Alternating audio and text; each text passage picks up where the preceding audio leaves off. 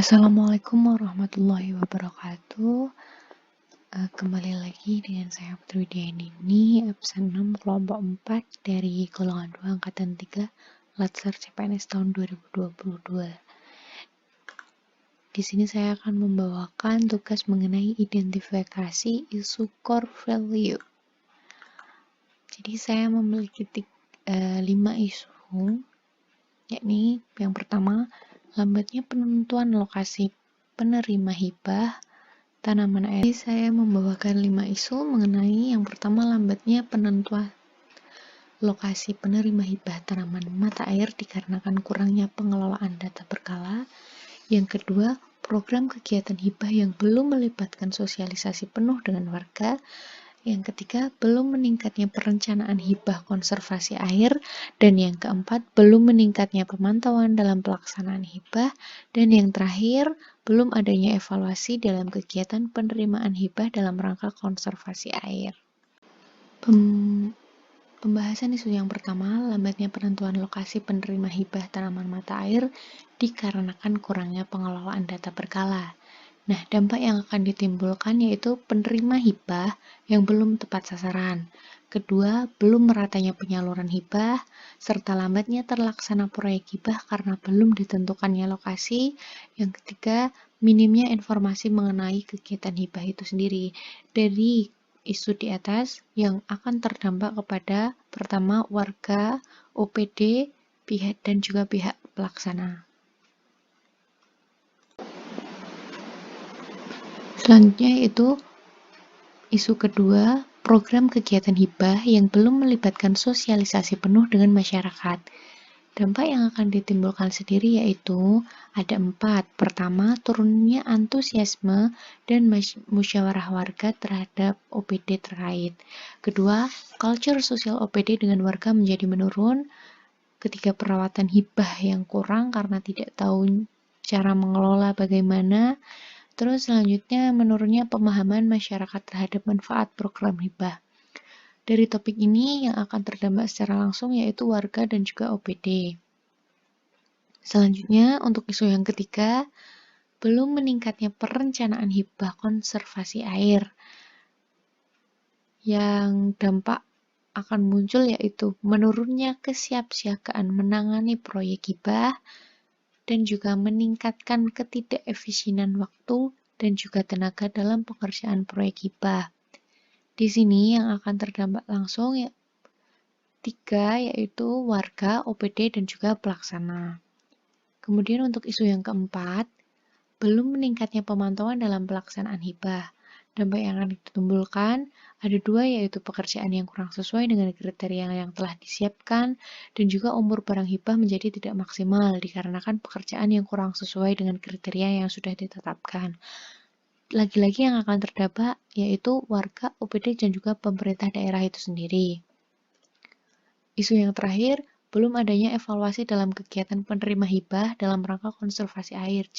Jadi selama ini setelah diadakannya hibah, belum adanya evaluasi yang dilakukan, sehingga dampak yang akan ditimbulkan pertama, tidak adanya peningkatan kualitas dan juga kuantitas terhadap kegiatan hibah itu sendiri. Yang kedua, tidak terpenuhinya nilai dasar berorientasi pada pelayanan yang optimal, karena nilai dasar pelayanan yang optimal itu sendiri, di mana kita selalu menanyakan kebutuhan masyarakat, tingkat kepuasan masyarakat, dan apa yang dibutuhkan oleh masyarakat. Tetapi dengan tidak adanya evaluasi yang dilakukan, maka kita tidak akan tahu apakah program yang kita lakukan itu sudah maksimal atau belum, sudah memiliki optimalisasi yang tinggi atau belum. Jadi, yang akan terdampak secara langsung yaitu warga itu sendiri, OPD, pelaksana sebagai pihak ketiga, dan juga pemerintah itu sendiri.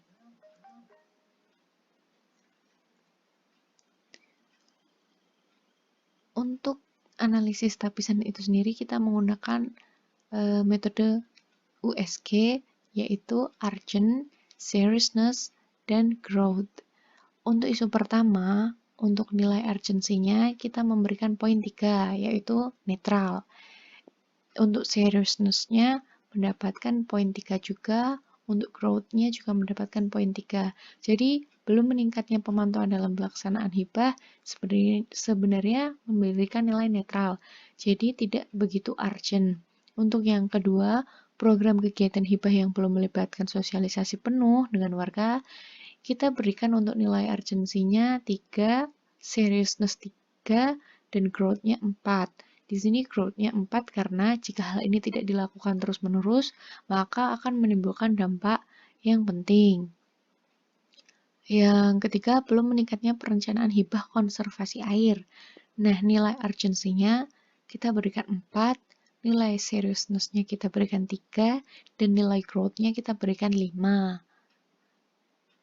Untuk lambatnya penentuan lokasi penerima hibah tanaman mata air dikarenakan kurangnya pengelolaan data berkala, sehingga kita tidak pernah tahu riwayat pemberian tanaman mata air itu sendiri, kita berikan nilai urgensinya 5, seriousness-nya 5, dan growth-nya 5. Dan untuk yang terakhir, belum adanya evaluasi dalam kegiatan penerimaan hibah dalam rangka konservasi air, kita berikan nilai urgensinya 4, seriousness 4, dan growth-nya 4. Sehingga dengan total nilai yang ada pada layar, kita dapat melihat untuk poin yang mendapatkan ranking pertama yaitu isu lambatnya penentuan lokasi penerima hibah tanaman mata air dikarenakan kurangnya pengelolaan data berkala.